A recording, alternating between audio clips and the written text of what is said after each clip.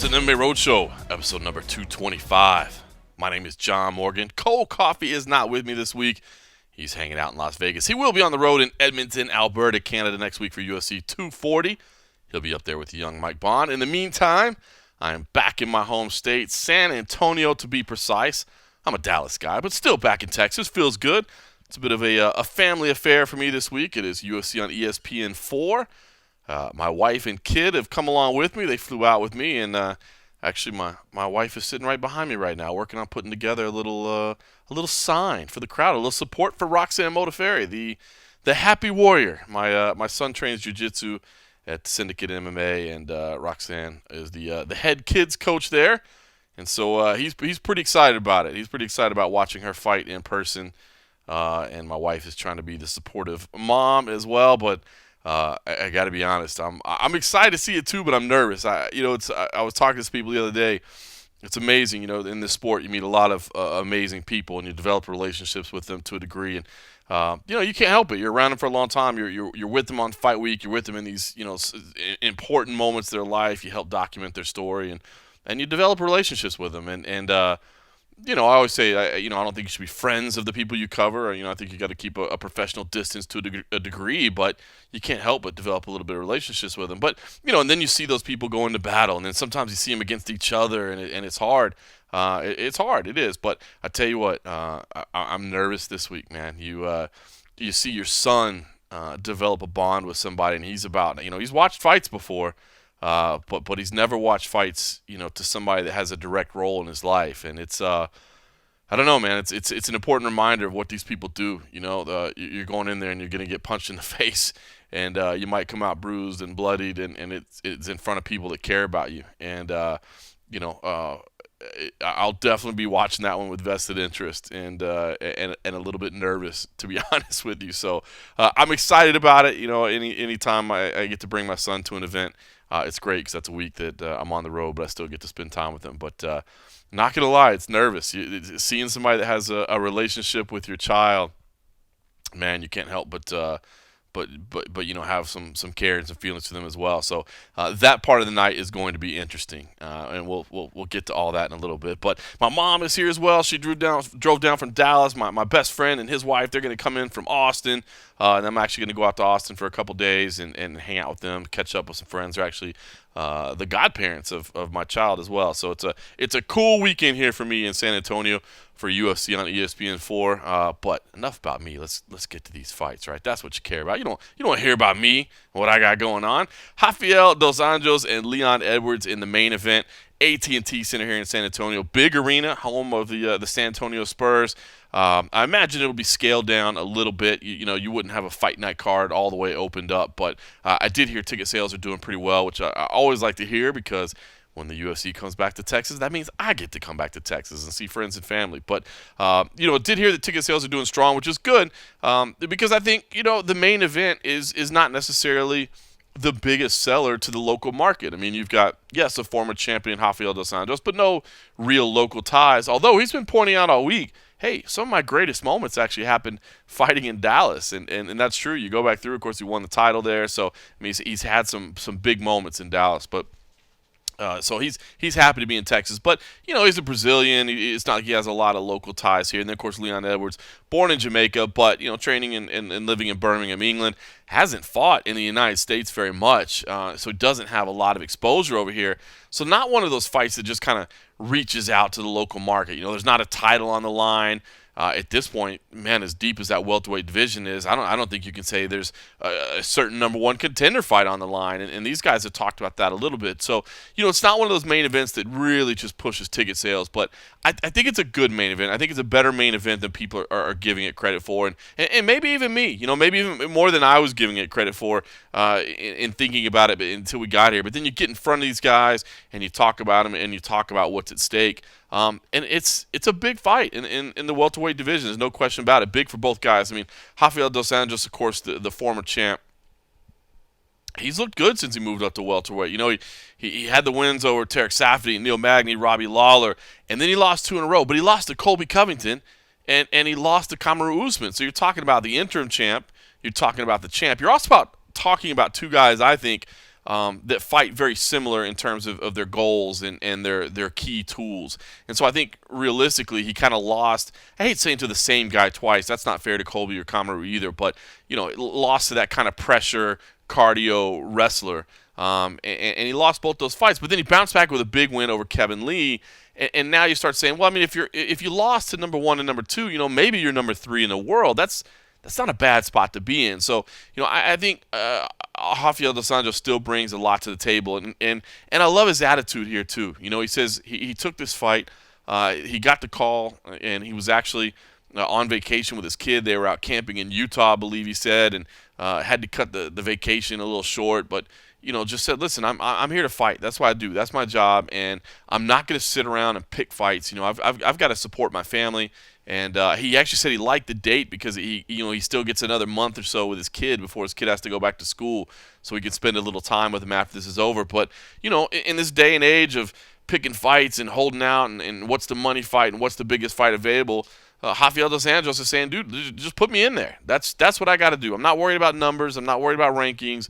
I'm not more worried about where things stand. I am just here to fight, and I know if I fight, and I know if I knock people out in front of me, that then I'm going to get back to that title shot. I'm going to get back to where I am. And he's very, very realistic about it. And I can appreciate that. I'm not a number 1 contender right now, but I know if I keep knocking out people, I will be a number 1 contender.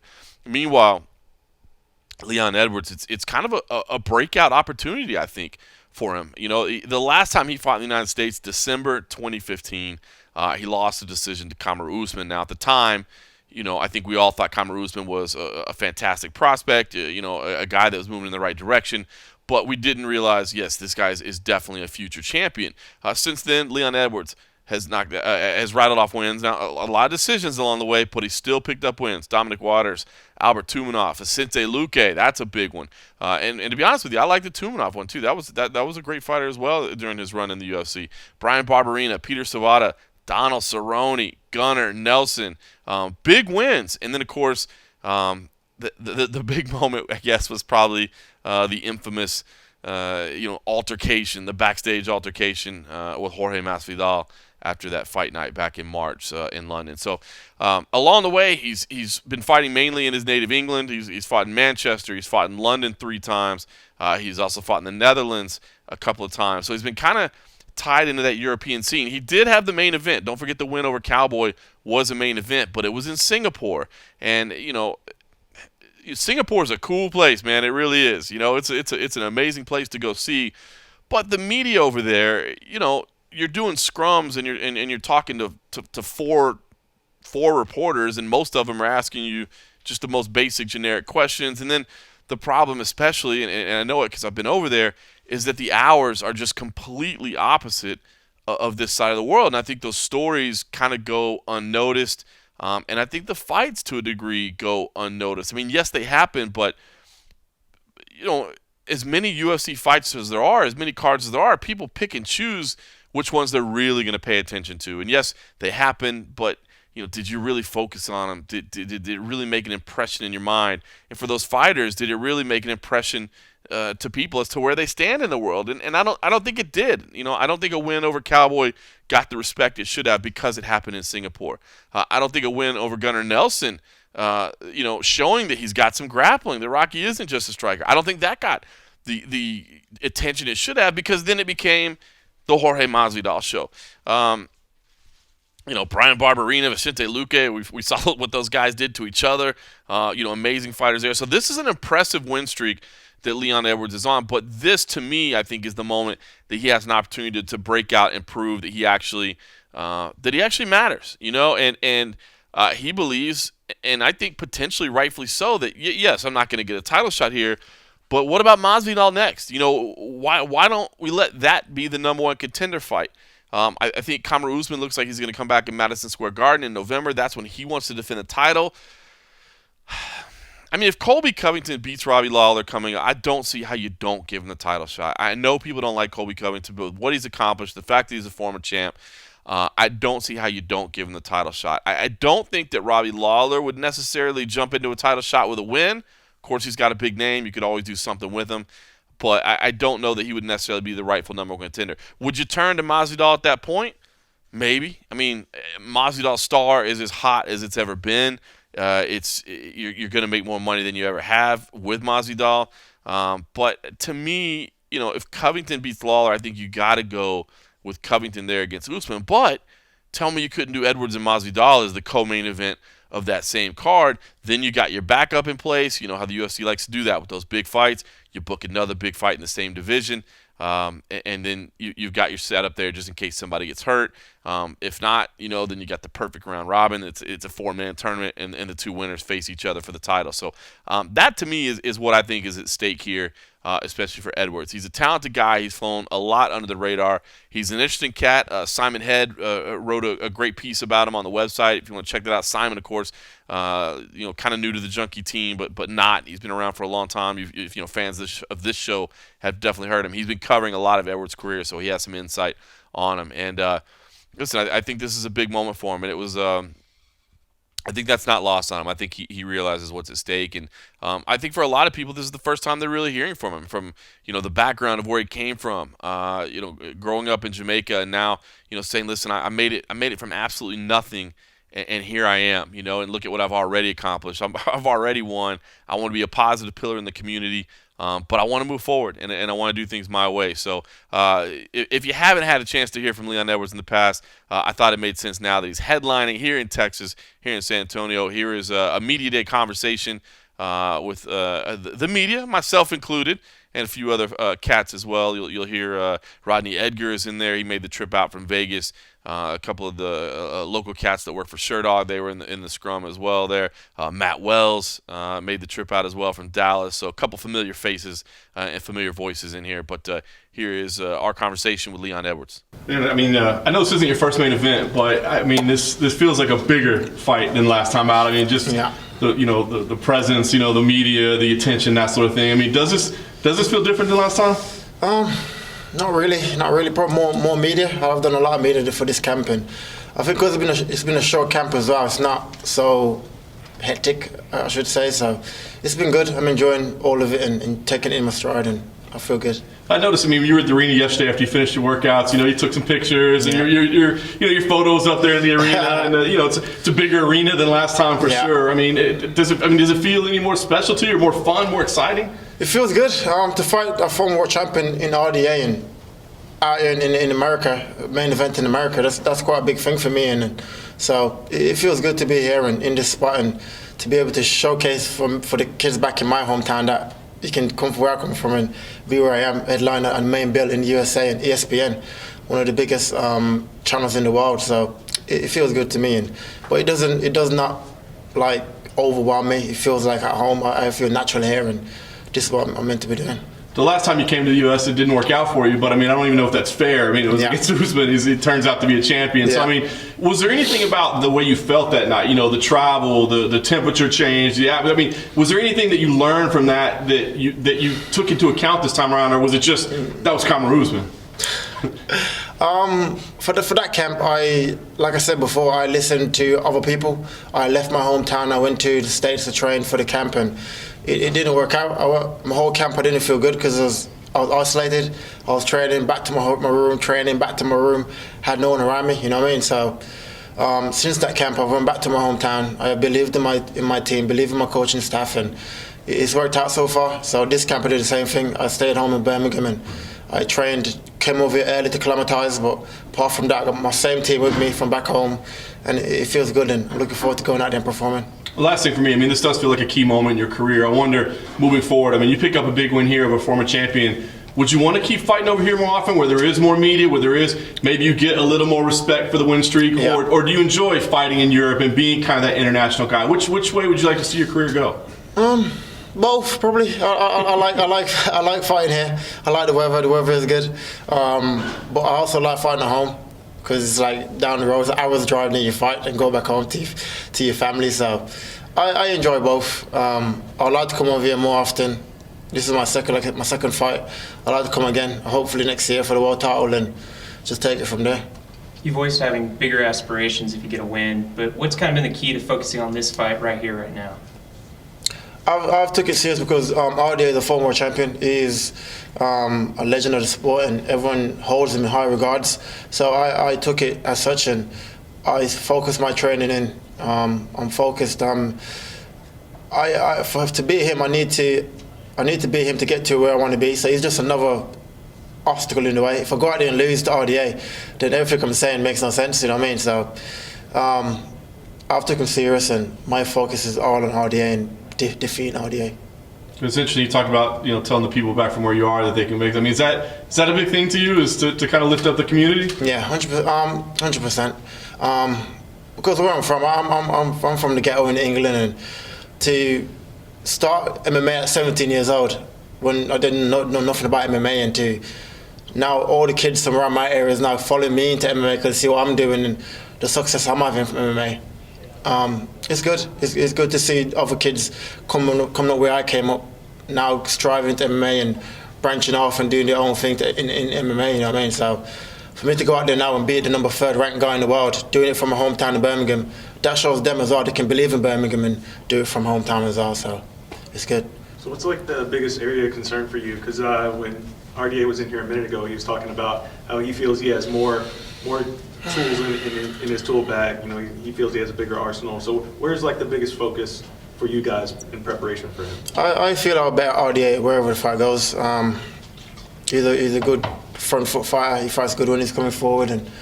But apart from that, I can't see what else he brings to the table that I have not seen before. We got kickboxers by the dozen in the UK, and as far as grappling goes, I am a great grappler. I am bigger, I am stronger, I am younger, I am faster. So I feel I'll be able to bet him where the fight goes. And how do you, with this win, it will just lengthen that win streak. How do you avoid kind of finding yourself like in that Tony Ferguson spot where you've got this long win streak but you can't get that title shot? I don't know. It's a hard game because it's the more you speak, it's probably the more you get. You get bumped up to the title shot. So I don't know. It's a weird game we're in, and I just keep doing what I'm doing. I control what I can control. I go out there, I win, and that's it. I'll take it from there. But I don't want to. I career like Tony Ferguson. I want to get to a title shot, and I want to fight for the title. How weird was that last experience? I mean, you spent the whole week in the lead up to that last fight talking, I hate trash talk, I hate this game, and then you find yourself in this, altercation afterwards. I mean, what was that whole experience like for you? It was alright. Master was a twat, and he did what he did. But his day will come, and we'll prove to the world he's this gangster that he thinks he is, and we'll prove to the world he's a gangster. It's weird though, right? Because that thing got a ton of attention, right? More so than anything else going on. Yeah. So, is that does that make you look at the sport a little differently, or how you have to approach the sport? Like, man, you're on this long win streak and nobody's talking about you. And then you get to the fight backstage and everybody's talking about you. It is weird because even after the fight, when I went home after the altercation, I felt like I didn't have a fight that night. Like I didn't feel good in Nelson. It was weird. I checked my social media. There's nothing about me being one of the best grapplers in the world. You know what I mean? I was like, what the hell? I just fought before that. But it's a mad game, and you're taking your strides. You got to enjoy the process and just keep doing what you're doing. You said that you would fight Masvidal in the parking lot. Yeah. If had be. After this fight, if you don't get a title shot, I guess really that's the question. Would you prefer the belt first, or would you want to go after Masvidal first? Obviously, given how he's kind of been on that rise with his knockout over Askren. My aim is to be world champion. I'm not chasing Masvidal. Like I said, that fight happens either next or after the title shot, but that fight will happen down the line. So my aim right now, my focus is to go out there, beat RDA Saturday night, and then get to Usman, the rematch with Usman, but the Masvidal fight will happen. And you did a really candid interview talking about, your life story and growing up, how you did with your family in Jamaica and then moving to England and doing all that. Yeah. Having gone through all that, and now you're at this, you're finally getting a top 5 opponent. You're right on the cusp of really getting a title shot. How does that all feel? Is this just kind of surreal? Yeah, it's a surreal moment to come from where I came from, and it's crazy. I was born in like a wooden house as a zinc roof and in Jamaica, and to be now headlining ESPN, and it's just a surreal life. It feels like another lifetime ago where I was in my life, and to be where I am now it's amazing, and I take it in my stride. I enjoy everything, and to be able to go out there now and, like I said, to prove to other kids back home and back in Jamaica, back in the UK, growing up in similar situations, they can also. It's not about where you start in life; it's about where you finish. You can change your family's life just by dedicating yourself to whatever you want to do in mixed martial arts or work or whatever you want to do in life, and you can change your whole family's life just by dedicating yourself to something. You don't have to finish where your parents finish, you know what I mean? You can start there and finish wherever you want in life, and that's my story, and that's what I want to push out there now. And now got this big platform, I can push it out there more and show other kids that you can do it and keep doing it.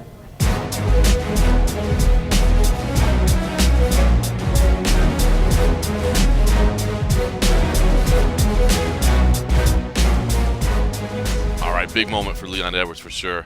He's playing it cool, no doubt about it, man. And that's kind of his style. But I tell you, at the open workouts, it was kind of neat. You know, he was behind the stage with his crew, and they had wrapped up, and they were kind of standing at the edge of the arena, and you have all the big artwork. You know, the open workouts were on the floor of the ATT Center, but they had all the graphics packages lined up and everything, so you could see the big posters, and his face was plastered everywhere.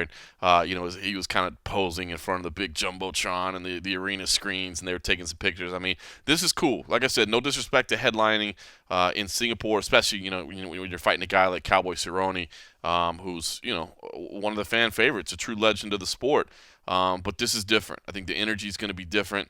I think the amount of attention he's received is different. And I like his attitude, man. I do love his attitude and the message that he brings. And so this is a big moment for him. But RDA is no joke, man. Like I said, I think that people are quick to dismiss him because of the losses, but you're talking about losses to number 1 and number 2. So very, very intriguing to say the least. The co-main event, it's a heavyweight fight. You know what it is? It's not the one you're thinking.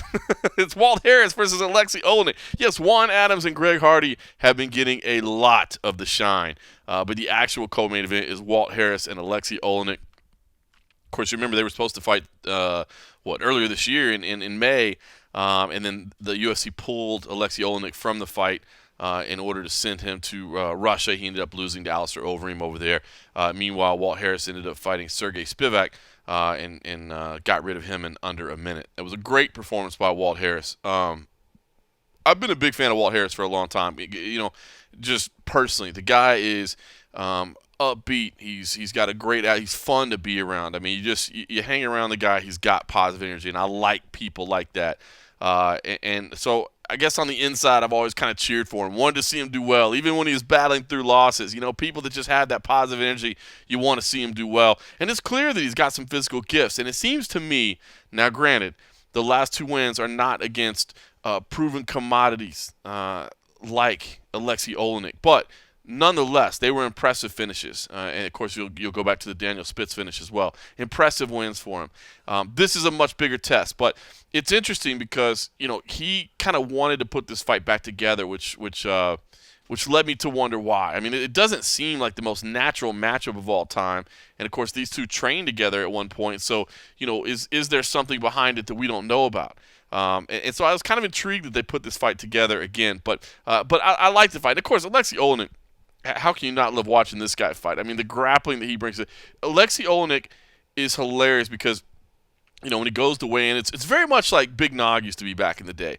Like the way he's hobbling around and barely moving, you're like, how's this guy gonna fight tomorrow night? I mean, it's like he has no movement in his joints, and so you just wonder how he's going to make it. But he goes out there, and of course, the famed Ezekiel choke that he's made so many victims out of. It's incredible. So I'm very, very intrigued by this matchup. And again, it's funny to me that this is the co-main event because everybody has been talking about Greg Hardy and Juan Adams, to say the least, and rightfully so. I mean, those guys are big dudes. There's a real intense rivalry here happening, and I think it's going to be. I think that fight, at least very early on, is going to be kind of violent. But the co-main event is Walt Harris and Alexei Olenek. So I did want to share a little bit with Walt Harris. Like I said, his attitude, his just energy, man. It's his enthusiasm. It's fun. I like what he brings to the table. And there's a great part that I'll save it for you.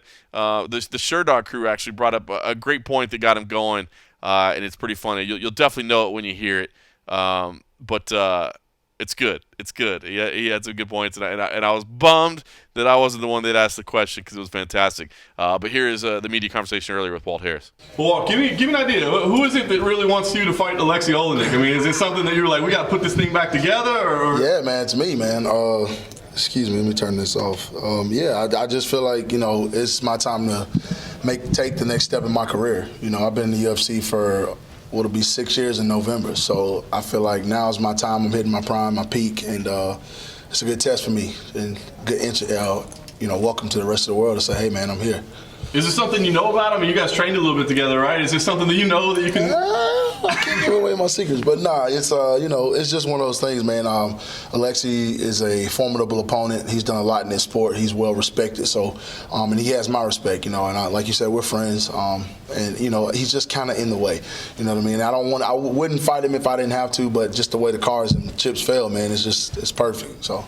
That's what I wanted. Nice. Talk to me about that last performance, man. I mean, you've had some ups and downs, right? You struggled to consistency. That was incredible, right? How much did that mean to you personally to go out there and do something like that? It meant everything because it was exactly how I envisioned it. It's kind of what I spoke into the atmosphere. I wanted to go in there and dominate. I felt like, giving that kid any time to get comfortable in the octagon would have been a mistake on my part. And I also wanted to show the UFC brass that, he don't belong in here with me, and, I got to let them know that. So that's what we went in there and did. You look at this matchup, I mean, it might be a stretch to compare him to Verdum, but I mean, they have submission games, right? Mm-hmm. So, I mean, if people say, well, that didn't go so well for you, what would you say to those people? I would say to those people, I fought Fabricio Verdum on 45 minutes notice, like a beast. And I also will say I was not prepared for that fight, but I've been preparing for Alexei for the better part of 2 or 3 years, if you really want to be honest. And we were in camp for literally 15 weeks. So that's how I looked at it, because I fought Sergey. It changed 4 weeks out, so technically we just kept training for Alexei. So, I'm more than prepared for this, and I think they're going to be pleasantly surprised if it does get into that situation, but we ain't going to let it go there. Nice. Last thing for me, this is a co-main event, but there's a couple other heavyweights on the card that seem to be getting a lot of attention. I'm just curious, what do you think about the match between those two guys and whether they deserve it, whether either they're on your radar, maybe they're stealing your shine? What do you think? Nah, man, I mean, it is what it is, man. I go in there and I let my skills do the talking, People going to say what they want to say. People got certain hypes around them because of things that happened in their past, man. I fly under the radar, but I promise you, in 2020, y'all going to see me. You're going to feel me for real. So, I let those things play out on their own. I let the UFC make those decisions, and I fight whoever they put in front of me. Alexei talked about possibly, at one point, training with you again after this fight. Has he discussed that with you at all? No, I hadn't really talked to him about it. I hadn't spoken to him since I made the gym change from Top Team. But like I said, man, I love training with Alexei. We had a great training relationship. I would help him with his striking, he'd help me with my grappling. So it kind of worked out, man. And we just had that, kind of bond. That was a language barrier, of course, but when you're training, those things kind of don't even matter, that brings you together when you're on the mat. So I have my utmost respect for him, but I got a job to do Saturday night. So all that stuff will be pushed aside. We can go have a beer, we can roll and do all that after the fact, but I'm here, with a job to do. And obviously, things got a little derailed for you with the USADA issue. Mm-hmm. You said back in May you were going to sue the supplement company. Facts. Seeing as how Yoel Romero got your settlement. Big fact. Yeah. How is that going along? I talked to Yoel, and it's made me go from adamant about it to this will get done before this year's over with. You feel me? I saw that settlement and I hit him up right away bro, really? That's what we doing now? He laughed about it. He's like, your turn. Just stay focused. Because he knows me, he knows my character, and I think the UFC does as well. So it's something that I'm not concerned about the money. It's my reputation and my character that's on the line, and I've been clean. I've been doing this thing for so long the right way, and for something like that to happen to me at this stage of my career, I'm like, man, come on now. So then you just donate the $21 million to charity because it's not. Nah, see, I ain't on no Bill Gates yet. Bill Gates can do that. He can donate charitable contributions and all that. I'm gonna donate a little bit. Don't get me wrong, but we gonna, my coach got some visions and goals, you know what I'm saying, and we gonna do some things together, man. We trying to make this thing big for Alabama, so that money's gonna go to a good cause to build our state, build MMA, and keep doing what we doing. Of course, I'm gonna keep fighting when the settlement check hit, but I'm gonna be fighting with a whole lot of back ends, you know what I mean? It's gonna be Gucci everything, all right, you know what I'm saying? So. But you're gonna cover Alexi's beer when you guys. For sure, I got the tab, for sure. No, that's my, I'm gonna look out for him for sure. How's it been dealing with, I guess, the social media blowback surrounding that whole ordeal? Man, it's crazy because some guys, what I call casuals, they don't really know. They hadn't read the articles. They hadn't done any research on it. They hadn't heard Jeff speak out about it and stand up for me and anything like that. So they just I've been getting the little needle syringes on comments and stuff, and I'm like, come on, bro. You know what I'm saying? But then there's people who really know me and who really follow me, and they come back, and they jump on the case for me. So I don't really have to do a lot of back and forth on social media. I just try to keep my page positive, keep my energy and everything around me positive, man. We don't worry about the past. We just keep pushing forward. And I guess considering that when you guys used to train together, how much different are you from that time? Man, light years, bro. Light years, bro. I made a comment yesterday to somebody. The guy that I was when I was training with Alexi, man, I would smoke that dude today. It's not even close. I would embarrass that guy. And I was what I would consider to be pretty good back then. So at the end of the day, that was then, this is now. And I hope he's ready, man. I'm telling you, we got some tricks up our sleeves. But like I said, we're going to funnel him where we want him to go and make him fight how we want to fight and see how he handles it. Everybody's like, oh, he does this, he does that. But what about what I do? You know what I mean? What about my skill set? That's how I look at it. I ain't worried about that one, special choke. I've trained with it. We worked on it. I got one of the best jiu-jitsu coaches, best head coaches in the game. So I'm more than prepared, man, for sure.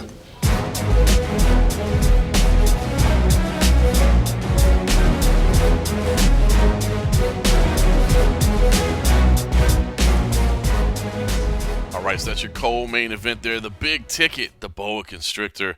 We'll see how that one plays out. Like I said, I do feel like maybe Walt has, turned a corner in his career, but Alexei Olenek is no joke in his grappling. Man, he's got that old man strength. There's no doubt about it. All right, the fight that, again, the heavyweight fight that is not the co-main event that is getting a lot of attention, Juan Adams and Greg Hardy. And, man, Greg Hardy, of course, has been the center of controversy since he came into the UFC. Does he deserve the attention that he's getting? Man, with his history of domestic violence accusations and a conviction that was later overturned on appeal, but nonetheless, a conviction. Does Greg Hardy even deserve this opportunity? And those are things that I think at this point, I just don't know that you can debate him anymore. I mean, maybe when he gets up to the highest ranks. If he makes it that far, people start debating it again. But right now, it is what it is. He's in the UFC, and he is getting this attention, and he does get those clicks, and he does kind of capture the imagination a little bit. I saw the local media here in town. It's funny. I guess because I don't really cover football, he played for the Dallas Cowboys, and some of what he went through was as a Dallas Cowboy. I think a lot of it was at its worst as a Carolina Panther, but the local media was kind of interested in asking him about his football days and about, being back in Texas. And he kind of voluntarily brought it up himself, that I enjoy being back here. It's great for me to get an opportunity to be back in a state that I love, a place that I love. And I asked him point blank, your playing days were good, but don't you think your off the field days weren't great? And he's like, listen, man, no, everything was fine. I enjoyed my opportunity here. So anyway, Greg Hardy has gotten a lot of attention, and I guess understandably so. He's a controversial figure, to say the least. He's also somebody that shows an incredible amount of promise in his career, and he's somebody that if you talk to those around him, say is doing all the right things now. And again, I will never try to defend the man for the stories and the accusations and what he was, like I said, ultimately convicted of. You can't defend a man for making those decisions. You just absolutely can't. All I can tell you is that, the people around him, in my conversations with him, it sounds like, he's at least doing the right things now. He's clean and sober. He's living at the dorms at American Top Team. Not exactly the nicest of conditions for somebody that still has assumedly so at least some money in the bank. So I don't know. I'm kind of done with that argument. I mean, I don't know what you can do at this point. The guy's here. and I don't think there's really a reason to stop him. But Juan Adams, meanwhile, has taken absolute target, absolute aim at Greg Hardy. Has made it clear, I do not like this guy. He started the hashtag, F Greg Hardy, although he went ahead and filled it out. He didn't censor himself, and I thought that was wild, man. I thought that was over the top. Not that I'm somebody that is worried about spewing a bad word or two, but I don't know. It was just weird seeing it on like every post. F this guy, F that guy. He even brought T-shirts this week that he wasn't allowed to pass out, but he was going to pass them out at open workouts. So he had some pink T-shirts with the hashtag on it. He is taking dead aim at Greg Hardy, and part of me thought that maybe that was a marketing ploy more than anything. And if it is, a smart marketing ploy, right? Juan Adams, no disrespect, but doesn't have the notoriety that Greg Hardy does. That yes, they're early on in their career. That their mixed martial arts accomplishments, you could say, are similar in terms of win-loss record and experience. But Juan Adams doesn't get the type of attention that Greg Hardy does, whether that's positive or negative. But Juan Adams got this fight, and now he's got to live up to it. And I got to say, I had a chance to sit down with Juan Adams and wanted to ask him about, his mindset and, do you really hate the guy, or is this just a marketing ploy and that sort of thing. And, man, I got to say, I was really, really impressed by Juan Adams and just his candor and what he had to say about it. And the story of the genesis, I'm sure it was probably out there, but I hadn't had a chance to see it. I'll be honest with you. There's a ton of stories for us to cover, and I knew he didn't like the guy, but I didn't understand the genesis of where it came from. And after you hear that, man, I have all the respect in the world for Juan Adams and all the understanding, and no more question marks from me about the hashtag. I get it. Yeah, we'll just leave it at that. The two big guys that are going at it, and it seems like there's some animosity on the line. But here's my conversation with Juan Adams. This was a sit-down that we had yesterday. Well, you have been asking for this fight for a long time, man. You have been lobbying for it and making it clear you want it. Now you're a couple days out. What's the emotion like of having a fight that you've been kind of building up to like this? The emotion going into this fight, I'm just super happy. Very happy that the UFC is giving me the fight. Very happy that they let me fight with a quick turnaround from my last one. And, normally there's a lot more anxiety going into a fight, but we know how to beat this guy. We're just going to keep working the game plan. We got what we asked for. Now all I have to do is deliver. No doubt. Have you guys crossed paths at all this week? Or? Yeah, there was once on the elevator. He was coming down and I was going up, or we were both going in the same spot, and I just looked on the elevator and his team was like, "Oh, there's space." And I go, No, there's not. There's no space on this. Probably wise idea. Yeah, but yeah, we haven't had any. Even if we did cross, I'm not gonna say anything else to him. We're fighting for Saturday. I don't want to jeopardize that. Yeah, no question about it. So, give me an idea. This is the day of entertainment, right? This is the day of speaking out so you get what you want. This campaign to fight Greg Hardy, how much do you really hate the guy, and how much of it was just like, this is a great way to get this fight together? Initially, I didn't really hate him. I just kind of resented him because literally every week since, his first amateur fight, they're like, "You should fight Greg Hardy. You should fight Greg Hardy." I'm like, do you realize that we're both still amateurs at this point? No promotion is going to pay to fly someone in from Florida to fight on an amateur promotion in Texas, or vice versa. So it started off as just like resentment, and then I started getting upset because people actually think he can beat me, and then that pissed me off. And then I read some of the police reports from his past and things like that, and I'm like, man, this dude is just a terrible human being. And then on top of that, his baby mama messages me on Instagram and stuff, like sending me screenshots of her son trying to FaceTime him. So I got to deal with that now. And that caused issues with my girl. She's like, "Who's this chick randomly messaging?" I'm like, "Nah, it's not like that, babe." So yeah, that just escalated it. But I legitimately don't like this man. I never was fond of him beforehand. Then, you got to understand that wears on you every week and the frequency just keeps increasing. Then when we're both on Contender Series, he's on week 1 of Contender Series with 0 pro fights, and I'm on one of the last weeks of it. That added to the fire, and then seeing him get booked to fight before me, that upset me as well. And on top of that, you know, seeing the people he's fighting, like, yeah, these guys have decent records, but if you just look at them, you can tell they're not athletes. And that bothered me because, you know, I'm going out of my way. No one's signing up to fight me. And so the people I do get, I'm having to fight are way more experienced than me. And I've been fighting for a long time, and I'm, you know, really new to it. So, yeah, I'm getting upset. And then the comparisons they're getting because he's knocking out cans as opposed to me having to fight guys with, you know, 15 pro MMA fights and pro boxing fights on the side. Like, it's not even close to a similar comparison. And that bothers me. And then, you know, just add on the noise that you get online. Like, I go online to mess around like everybody else. And, you know, to have to see stupid comments from people with, you know, double-digit IQs bothers me.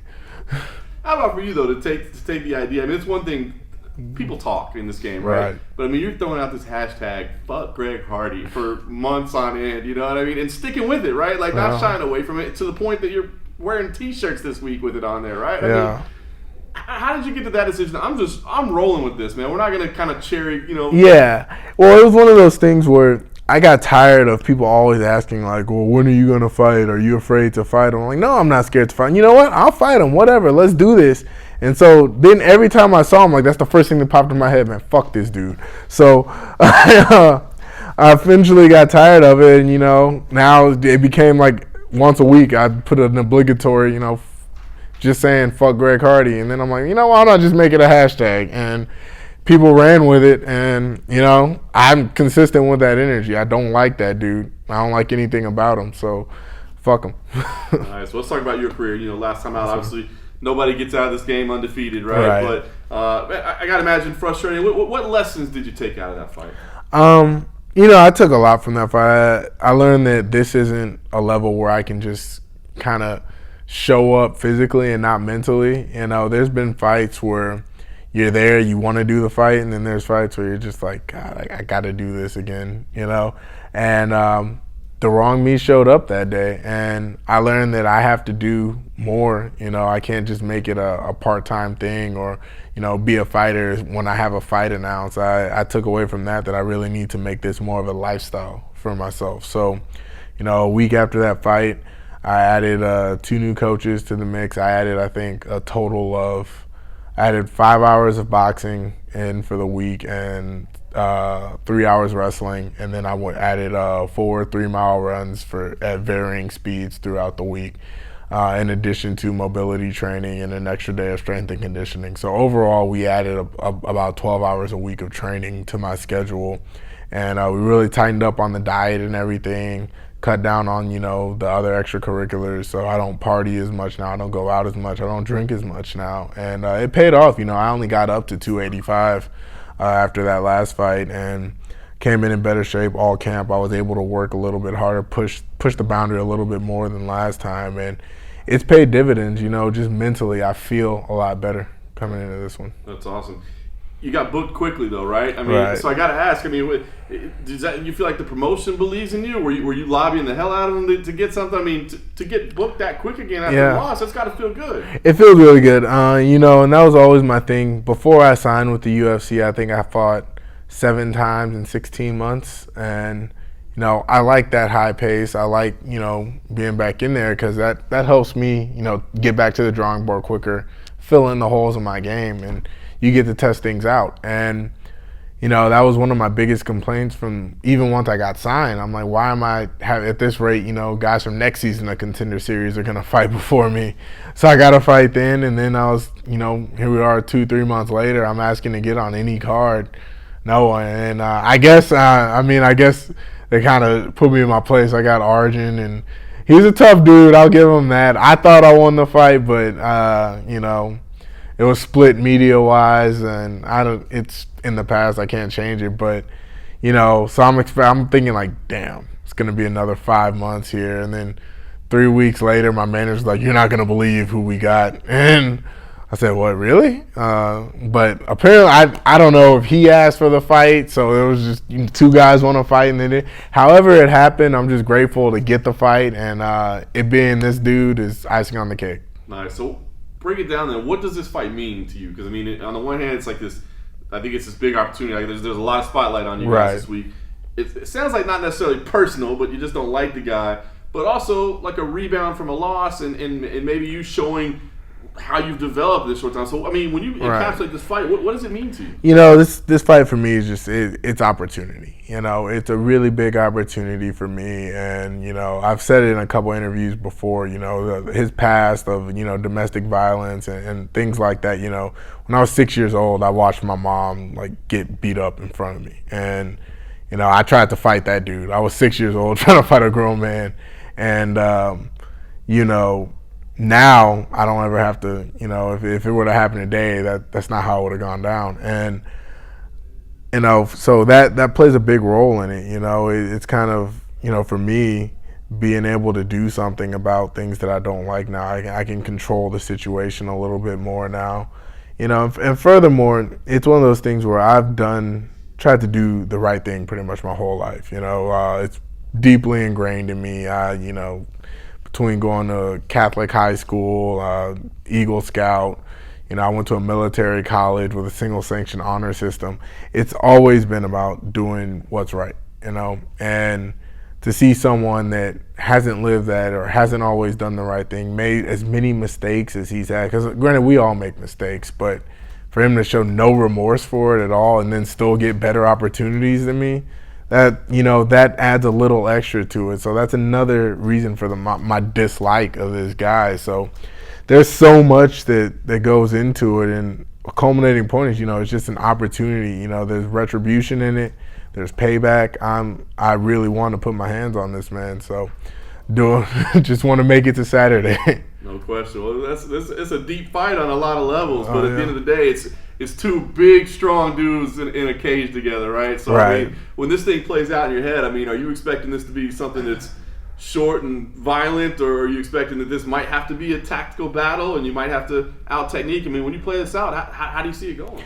You know, I see myself going in there being, you know, you can be extremely technical and also extremely violent, you know. He's not very technical. He's very violent, very explosive. You know, I've shown that I can go in the third round. I've finished fights in the second, third round before. And, you know, I see it could be over quick. It's definitely got the possibility, but I'm going in there to just inflict damage for 15 minutes. You know, that's what I've been training for. I'm not thinking of when I'm going to finish him. I'm not thinking of, you know, looking for a quick way out. I'm looking out there to execute every technique the right way, and see where it goes after that, you know, win or lose. As long as I go out there and execute everything that I wanted to do, if it goes to the judges, I can't control it.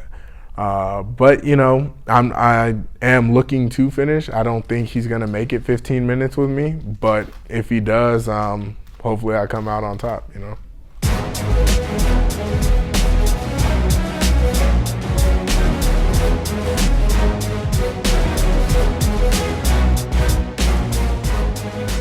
All right, so that was the Kraken Juan Adams. Listen, you know, for him to tell that story of, you know, being a 6-year-old child and seeing his mom abused and not being able to step in and saying, listen, that's a reason that I'm not a fan of Greg Hardy, and that's the reason I want to change things. I want to right that wrong. I mean, gosh, you feel for the guy, man. You think, I mean, is that something that, you know, haunted him all these years, and it's almost a chance to right a wrong, man. I've been impressed by Greg Hardy. I've been impressed by my interactions with him. I understand why people absolutely detest the man, but I've been impressed by my time around him.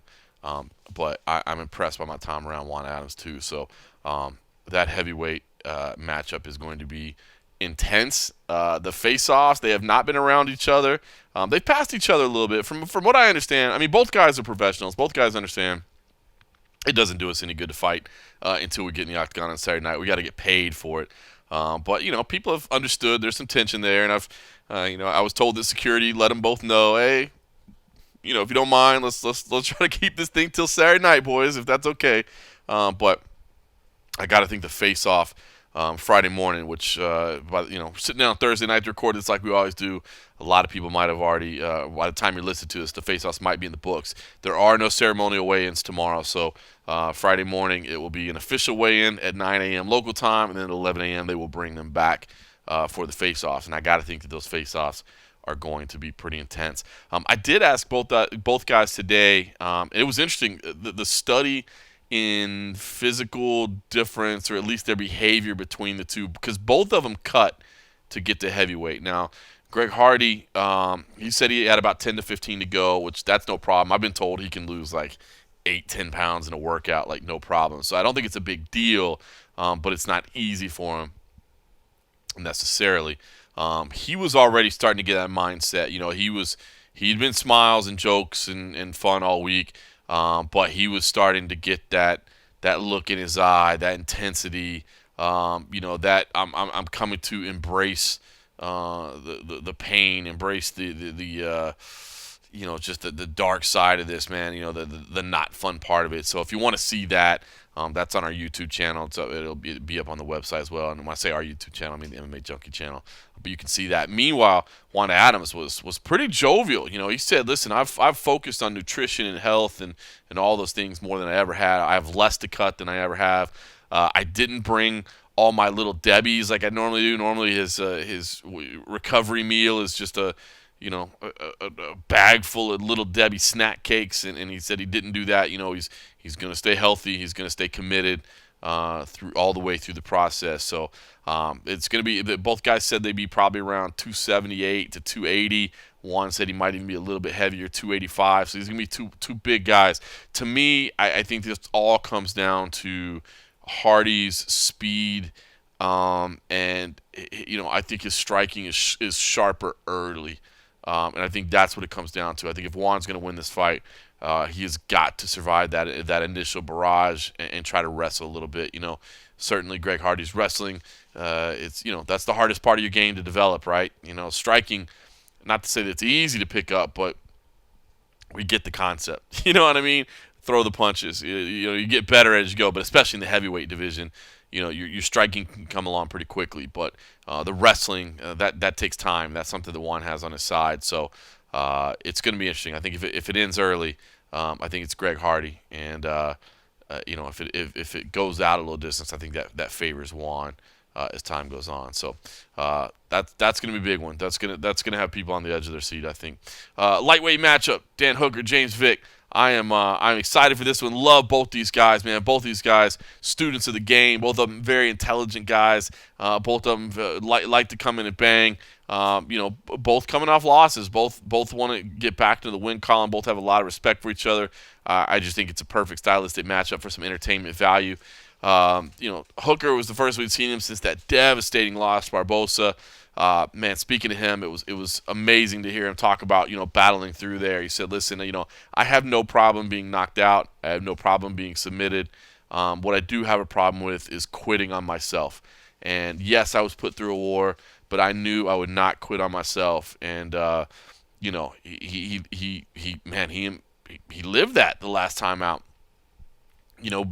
but in asking him, do you take pride in that? I mean, do you take value in that? He said, no, not really. I always knew that about myself. It's, I guess I proved what I always knew about myself. And he said, look, very early on, I knew this was going to be a battle, but I knew what it would take to get through it. And I got all the way through it. And yes, I lost. And I think his stock went up in that loss, man. Of course, anybody that knows this show knows I've been a big Dan Hooker fan for a long time. But I think his stock went up in a lot of people's eyes. But he needs to get back in the win column here. And he said, listen, I've changed everything. I saw my faults, and I fixed them all. And he said one of the biggest things, and I found this really interesting because I do think there's some truth to it. He said, listen, because he's a phenomenal at breaking down fights, man. You talk to him about, breaking down a matchup, breaking down stylistic, breaking down strategies. The guy is incredible at what he does. But he said, I don't think that's necessarily a great thing to do as a fighter. I can't overthink things, and I think that's so true in this game. I mean, it has to be quicker than that. You can't overthink things. You can't overthink things in the build-up. You can't overthink things on fight night. I mean, the execution of it. And he said, listen, I'm still a coach, and I love breaking down things and analyzing things and that sort of thing as a coach for my people. But in the meantime, as a fighter, I have to take that coach hat off, and I have to let my team handle that. And so I'm intrigued to see. Dan Hooker is an incredibly intelligent guy, and I think he's a phenomenal fighter. So I'm anxious to see what he does here. Meanwhile, James Vick, the Texecutioner, he's happy to be fighting from home. He just got to drive down the road to get here. He said he's going to have a big cheering section, and he said he loves fighting home. There are people that say, I'm not a big fan of fighting at home because it means I have to deal with tickets.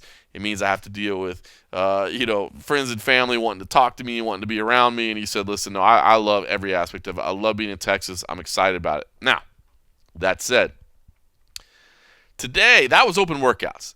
Today at Media Day, he was scheduled to be there.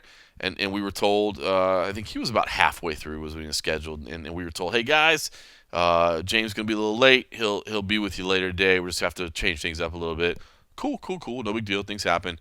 James ended up not coming to the Media Day. Now, I say that because it doesn't mean anything definitively. He swears that the weight cut is not that bad for him. I know it looks tough, but he swears, 170 is not on his mind. The weight cut's not as bad as everybody makes it out to be. And, I will say in Phoenix last time out when he lost to Paul Felder, he didn't look that bad.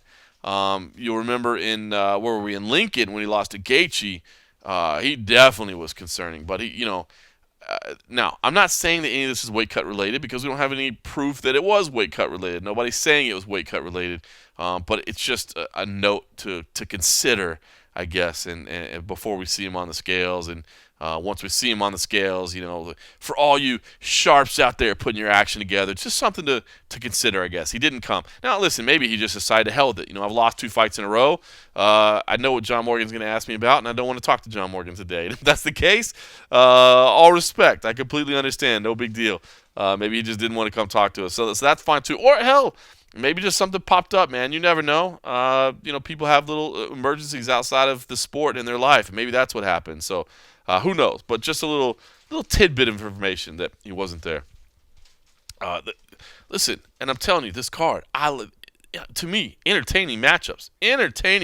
Not the big names at the top, but I think action matchups. I think this is no accident. This is a card that's on ESPN. I think the UFC respects that relationship and understands what that relationship means. Action fights on ESPN. And if you do that, that helps grow the sport.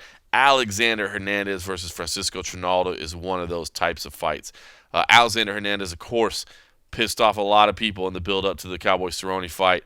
Lost that fight, much to the chagrin of a lot of people. But I got to tell you, if you get a chance to go see, any of the interviews that we did, on MMA Junkie, he was at the open workouts. He was at the Media Day as well. We got both those on the website, both those on the YouTube channel as well. The dude is taking it in stride, man, and he's saying, listen, I understand what went wrong. It was eye-opening to me. I realize now I can't come out there and sprint every time. I've got to be more measured in my approach. I've got to be smart in the way I do things. But when you ask him, well, does that mean you'll dial back your aggression? Does that mean you'll dial back your talk? Does that mean you'll dial back your attitude? He said, no, that's who I am. I did not lose 1 ounce of confidence. This is who I am, and I believe in myself. But when you get to the higher ranks, you can't just walk through people. And if it wasn't going to be Cowboy, it was going to be somebody else that taught me that lesson. I learned that lesson, and I've changed everything.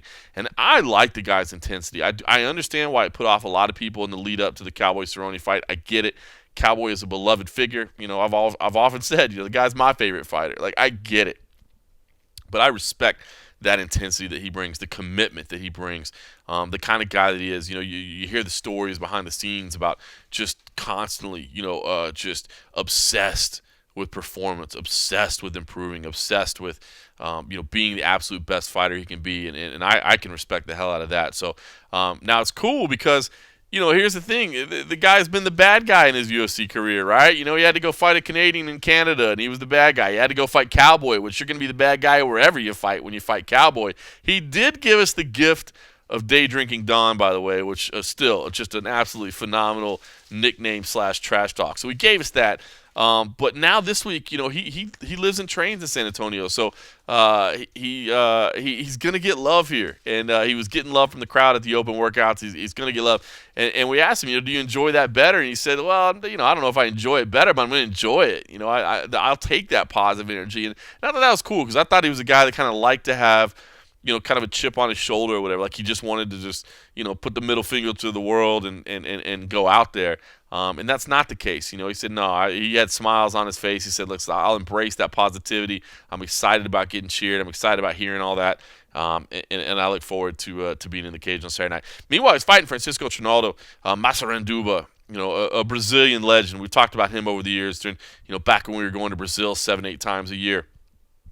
The guy is a legend, man. He really is. But he's pretty much unknown here in the United States.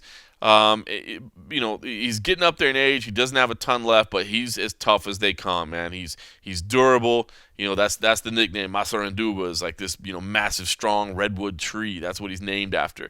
Just big, strong dude. He's not necessarily a wrestler, but he's strong as hell. He's not necessarily a pure striker, but he's powerful and does, have trained Muay Thai as well. So, all around, he just puts you in tough fights, and I think this is going to be one of those action-type fights. Now, we did get to speak to Francisco Trinaldo this week. I will say I did not even bother putting the interview online anywhere through no fault of his own, I guess, or the UFC's own or whatever. Basically, the structure we had was you asked a question in English, and then we had an interpreter that would change that to Spanish. And I should say the interpreter is not a full-time interpreter. This was a UFC employee who happens to be bilingual that was willing to help out in a pinch. So kudos to him and thank you very much. But he would translate it to English. Then Trinaldo's coach would take the Spanish and translate it to Portuguese. And then Trinaldo would answer in Portuguese. The coach would change it to Spanish over to the UFC employee who would then give it back to us in English. And my English skills are decent. I'm okay at English. My Spanish, not so good. My wife would tell you it's probably just awful, but not so good. But I can understand a little bit of it. Portuguese, I'm pretty bad there. It's like mais um cerveja. Like that's pretty much all I got there. Banheiros, that sort of thing. It's not a lot, but even I could see where the telephone game was falling apart there. So we didn't get a lot of good out of Massaranduba, is what I'm saying. So as far as his mindset, as far as what he's thinking, I don't know. We played a long game of telephone, and I couldn't figure it out. But I do know that I've seen that guy fight a lot. I've seen him fight a lot in person when we used to go down to Brazil a lot. That's where he's fought most of his career, and the dude can bang. So I think this is going to be a really great fight as well. And then the main card kicks off with Andrei Arlovski versus Ben Rothwell. Andrei Arlovski, his 30th career UFC fight, the first heavyweight to reach that milestone. We talked to him a little bit, and man, I mean, his UFC debut was 19 years ago. 19 years ago. We happen to be the same age. I think we're about 7 or 8 months apart, but I mean, I think both of us were like 40 at the time. It's crazy. Both of us 40 now. We're like 21 at the time. It's crazy. It's a long. You think about a lifetime ago where you were 19 years ago. I guess I was 21, 22 years old at the time.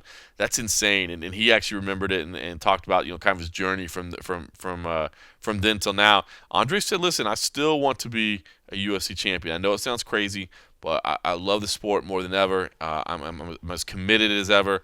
And I want to be a UFC champion. Certainly, the losses are documented. There's no question about it. But Andre still believes in himself, and he said he still has passion. He's not doing this for a paycheck. He's doing it because he loves it, and he still wants to do big things. Should say, Andrei Arlovski showed up to Media Day wearing a golden snitch shirt, the Jeff Nowitzki shirts. And, Jeff has handed those out to some people. So I honestly didn't really think twice about it. Just, okay, cool, he's got a golden snitch shirt on. But at some point, and it's not worth playing in audio because you can't tell. But at some point it was asked, do you think there's a difference, between Ben Rothwell the last time you fought and now? And Andre just said, yeah, and then looked down at his shirt, looked down at the logo, just saying, yeah, golden snitch, USADA. So you could tell where Andre, and it's not that Andre hasn't spoken on this before, but I mean that was a direct shot at Ben Rothwell, subtle but direct, no question about it. And I say that because you got to hear what happened with Ben Rothwell as well. If you remember, of course, Ben Rothwell, dealt with the USADA situation. He was very, very quiet about it, but very, very frustrated. It was evident the few times we did talk to him. We got a chance to speak to him. I was in Wichita last time out before he fought Blagoy Ivanov, and that was the first time that we were going to get to speak to him coming back. And I've always had a decent relationship with Ben Rothwell, cordial, I think he's always been a little standoffish with the media, concerned that we're trying to get him, trying to trick him, trying to get him to say the wrong things. But I've always had a good relationship with Ben Rothwell. But he came in and just didn't want to talk. I mean, made it very, very clear. Answered my questions politely, answered them directly, but answered them in such a way that it was clear that he had absolutely zero interest in continuing the conversation any longer than absolutely necessary.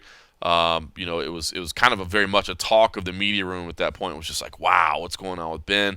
Of course, then, remember he lost that very, very contentious split decision to Blagoy Ivanov. I'll be honest, and no disrespect to Blagoy. I mean, Blagoy lives and trains. He goes out to AKA a lot too, but he's in Vegas a lot as well. So I see him a lot there. So I mean no disrespect, but I thought Ben Rothwell won the fight that night, to be honest with you. And so I was a little surprised, and I even expressed after that, I was a little worried, seeing Ben Rothwell's mindset beforehand and then dealing with that type of a decision and how it came out afterwards. I was a little worried about his mental health, to be honest with you, his depression, where he would be at. That was completely eliminated today. Ben Rothwell, to me, one of the most memorable interviews of Fight Week, no question about it. This was a media scrum today, and it started out again. I had a few questions about things. It actually started out with Ben addressing me, which was funny enough. He's like, oh, John Morgan's here. What kind of crazy questions is he going to be asking me? And I thought, oh, my God, what's going to happen now? But then he was just, bounding with enthusiasm, man. He was just excited. He wanted to talk about it. He was willing to address everything. And he got into some fairly deep stuff. And then Rodney Edgar was here as well. And he kind of even pressed him a little bit further on it and, asked him about some of the mental health issues that he has dealt with and he has admitted to. And it got pretty intense and it got pretty emotional. To me, I don't know, powerful stuff. We all kind of walked away from this saying, man, how intense was this? So here's Big Ben. This is a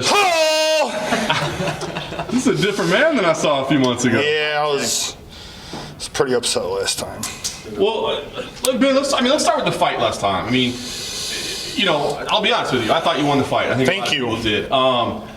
Losing that fight, a tough decision like that, and you were already angry that week when you came in. I'll be honest, I was worried about you after that. What were the days and weeks after that fight like for you? Well, I rewatched the fight. There was a period of time there, especially when I was on that win streak, I wasn't watching my fights or my opponents, and then after the junior fight, I was like, it would be wise for me to study a little more. So I started watching myself more than anything. What are these guys watching? What, these camps are investing a lot of time watching what I do. So pretty unpredictable and unorthodox, and I use that to my advantage. So I'm just trying to watch for all the little nuanced things that they do. And in this particular last fight, was not happy with my performance. I mean, that's a fight I should finish within the first or second round. I firmly believe if we would have had a 5-round fight like he had with Junior, I was going to finish him in the 4th round. I think there's no doubt about that. He was heavily fatigued. I shut both of his eyes, and I was feeling pretty good. I actually picked it up. I beat him by a 2-to-1 ratio in the 3rd round, but somehow the 2 of the judges gave him that round. It makes no sense. All 3 scorecards were different.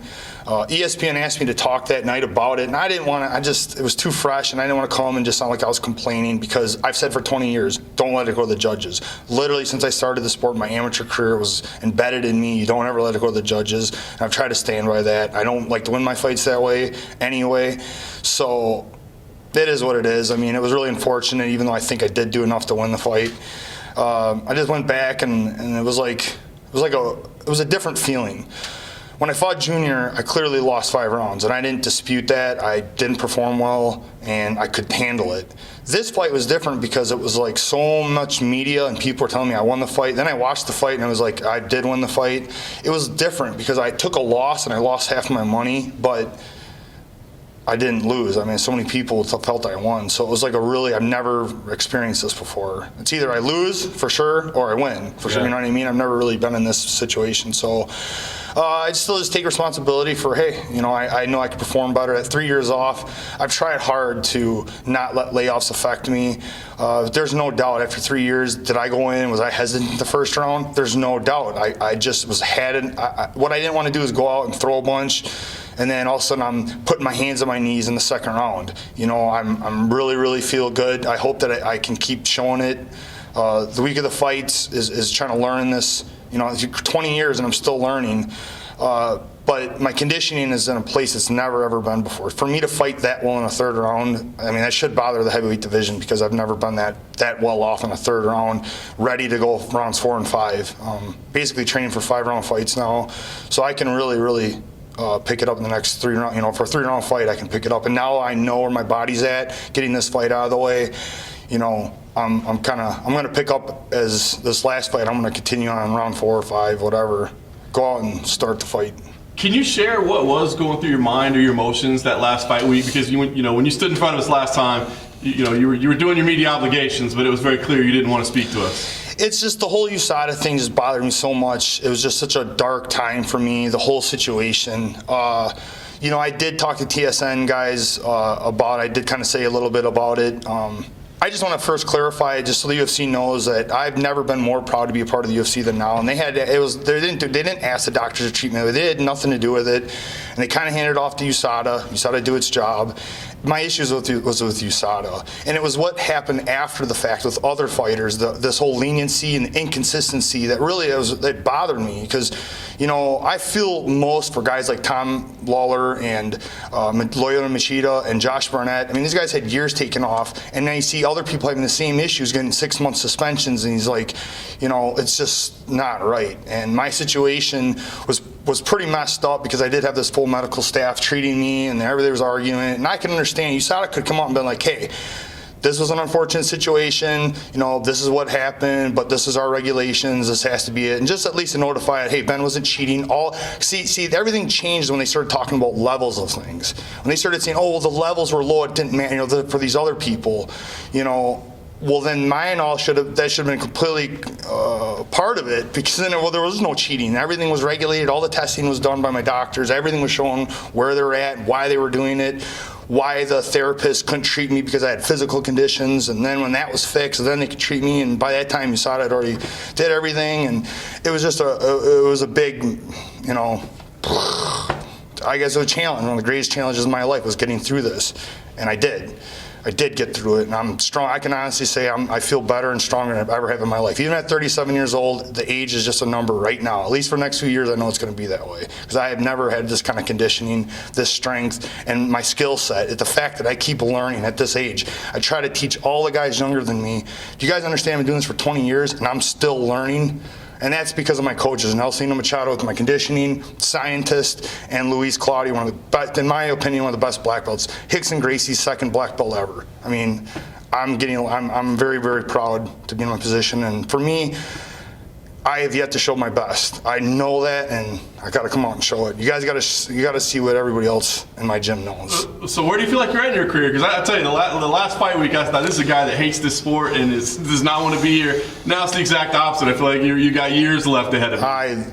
I love this sport. I mean, this sport has given me a life, you know. And the UFC, I've been under them for almost 10 years, and the life. I know a lot of people have their issues with outside, you know, pay and things like that. For me, I've had a life that I know if it wasn't for MMA, I would be in a factory or dead. I don't know. MMA saved my life, and I'm here to.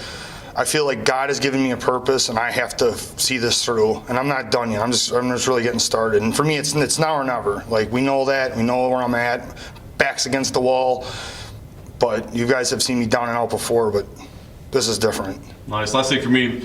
An unlikely rematch I don't think any of us saw coming. So when they came to you with this name and said, here's the fight we're thinking of, what did you think? Was it something that you wanted? What do you like to match? It is. It's first rematch of my career. Wow. So, you know, I have over 50 mixed martial arts fights, just a professional, and this is my very first rematch.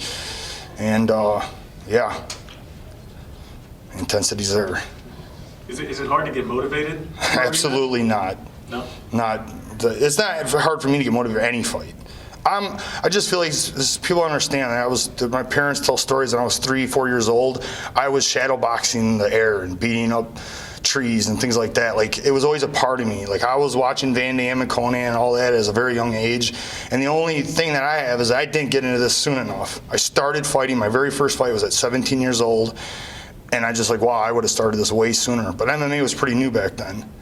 Also for me, it's like, especially with the UFC, I started in 1999, and around 2000, 2001, I'm like, man, I want to make this a career. I love this, and the sport was trying to get banned. And Dana White and the Fertittas come in and bought the UFC, and as far as the Fertittas knew, they could have been throwing away $2 million.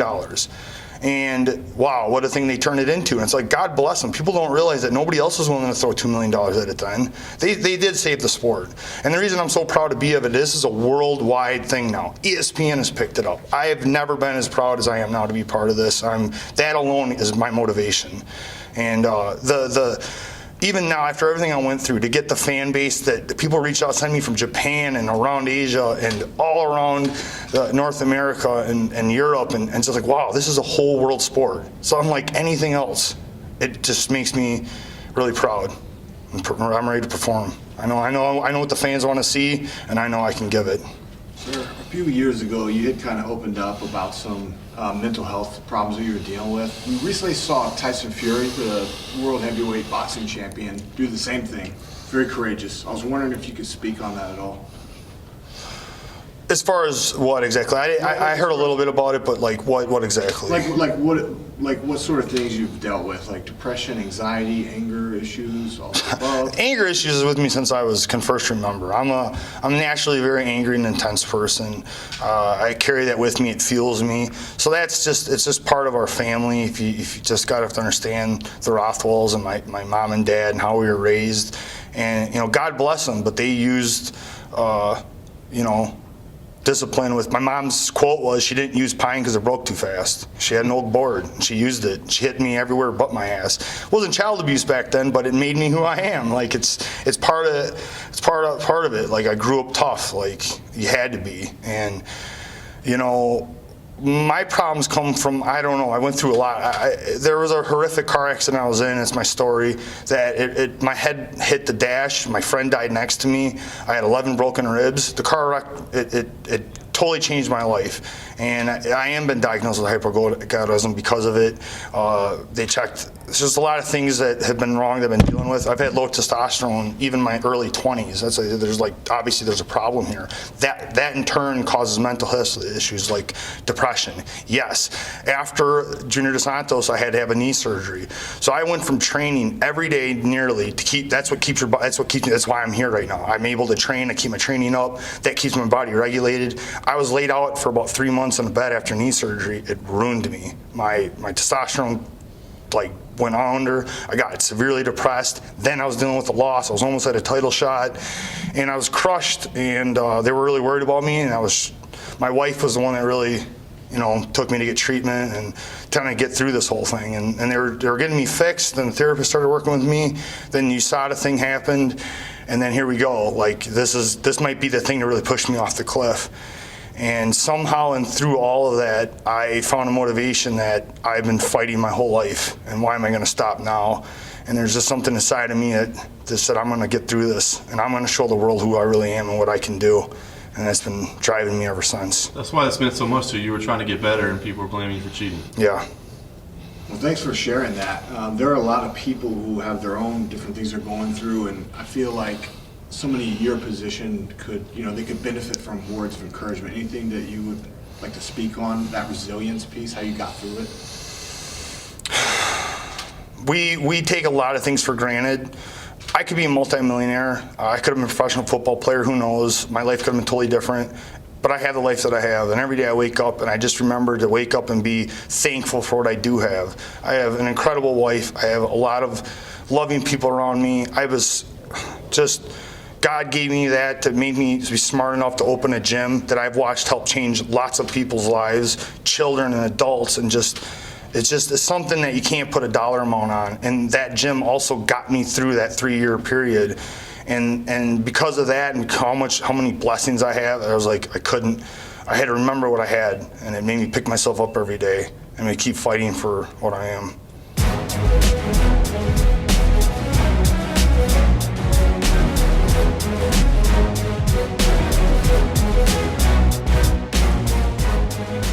All right, so some powerful stuff there from Ben Rothwell, and man, he was battling back tears at one point. I gotta be honest, man, I was getting a little choked up as well there, and I even kind of blurted out like, "Oh man, that's why you were so mad," and he hasn't really talked about it much, but I thought it was great of him to open up and really kind of share that side of himself with us, and it was.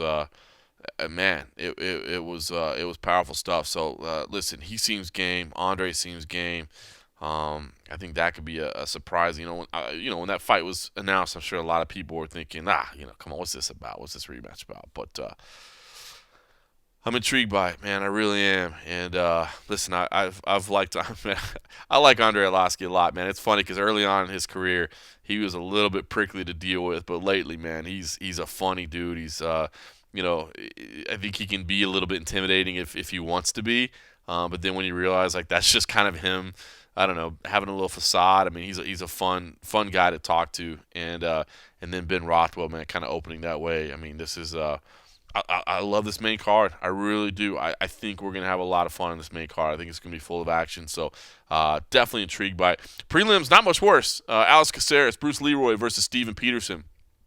Ocho Peterson out of the Fortis MMA squad, has had some incredibly exciting fights. But talked to him earlier this week, and he did say, "Listen, I realize I cannot fight this way all the time. I've got to be, a little side to side movement to go along with my forward aggression." He's like, "I'm always going to be aggressive, but I've got to be aware of that." But he's an all action fighter, and then of course Bruce Leroy is always fun as well. I had a great conversation with him as well. He's so fun because he really doesn't like talking about fighting, but if you talk to him about just kind of martial arts themselves and his life and things outside the sport, man, I've really come to enjoy it.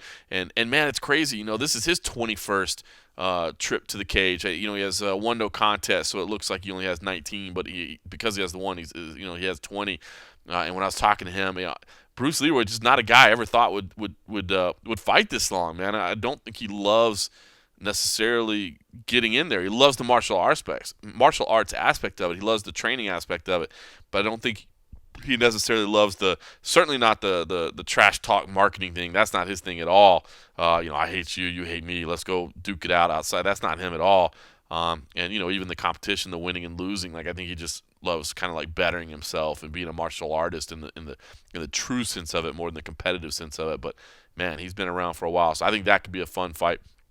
By the way, funny thing, talking about Greg Hardy earlier. Greg Hardy was sitting around. A couple of us were talking about stuff. We were talking about schedules, and a couple of people mentioned Bruce Leroy, and he's like, "Is that actually his name? I thought he had a different name." And everybody said, "Well, no, he's Alex Caceres, but that was kind of his nickname, and people just kind of started calling him. And so, I think a lot of people call him Bruce Leroy a lot more than people call him Alex Caceres. And Greg was kind of like, well, why can't we just everybody call me Prince of War? Like, I mean, we could, but I think people know you more as Greg Hardy. But for what it's worth, Greg Hardy is fine if you don't call him Greg Hardy. If you just want to call him the Prince of War, he's good with that. He wants to be like Bruce Leroy, just have that nickname. So we'll see. Rene Aldana versus Raquel Pennington. That could be a very, very fun women's fight. Rene Aldana, to me, one of the greatest boxers in terms of the women's game. And of course, Raquel Pennington, tough as nails. She's always in there to bang. That could be fun. Clidson Abreu versus Sam Alvey. Just saw Sam Alvey down there, by the way. Not much weight cut going on tonight at 205. He's down there taking care of a 2-month-old baby, man. His family just continues to grow. So he's enjoying the evening, not having to sweat himself down to 185. Clidson Abreu, kind of more of a jiu-jitsu stylist, but Sam said he's going to try to stand and bang with him. Jennifer Maia versus Roxanne Modafferi. I mentioned it early on. Yes, early on the prelims. That's going to be the one that has this the Morgan family on the edge of their seats a little bit. So if you see a poster in the crowd, a little poster board and a little dude there, that's going to be my kid. So we'll see if he makes it to camera or not. But he's excited to watch his coach fight. This is a rematch, by the way, a fight that Jennifer Maia won the first time around. She won. It was a very, very close fight. It was in the Invicta cage for a championship there. Maia definitely won the later frames. That's where she won the fight. That was a 5-round fight. This is a 3-round fight. So, maybe that favors Modafferi a little bit because Maia did win it late last time out. I think both of them are different fighters since then. Roxanne definitely feels that she's a different fighter since that time. But it was a very, very close fight the first time around. And Roxanne Modafferi believes this is an important one. She was supposed to fight Liz Carmouche on this card. Liz Carmouche was pulled in favor of a title fight against Valentina Shevchenko. So, if the person that you're facing is pulled for a championship fight, that's got to mean that you're at least, close in the mix. And I think that's the way she's looking at it. So we'll see there. Ray Borg, man, fingers crossed. Well, you know what? Let's not even say anything. Ray Borg is fighting, and he's definitely going to fight. Always good to see that guy. Man, the guy could use some good luck. So we'll see how that plays out. He's battled through enough for sure. He's fighting Gabriel Silva. And then rounding it out with some international talent, Mario Batista versus Jin Soo Sun and Felipe Colares versus Domingo Pilarte. So should be a fun card. I'm definitely looking forward to it. I'll be working in the back. I'm down here solo by myself, so I'll have winner interviews with everybody that comes through and all that. Hopefully I can poke my head out cage side for at least the main event and see what's playing out there. But I do think it's going to be a good one in San Antonio. I do have family here, but if we can get the work done, I want to get back to the and a half. I got to get back to the and a half. I love it. I just love talking about it. So I'll try to sneak that in. We'll see how the workflow goes. This time, since I know Cold Coffee's not going to be here, I don't have to wait on him to finish working. So maybe I'll just bang it out myself. But yeah, that's what's going on in San Antonio. Hope you didn't mind dealing with just me rolling solo. Either way, thanks for listening.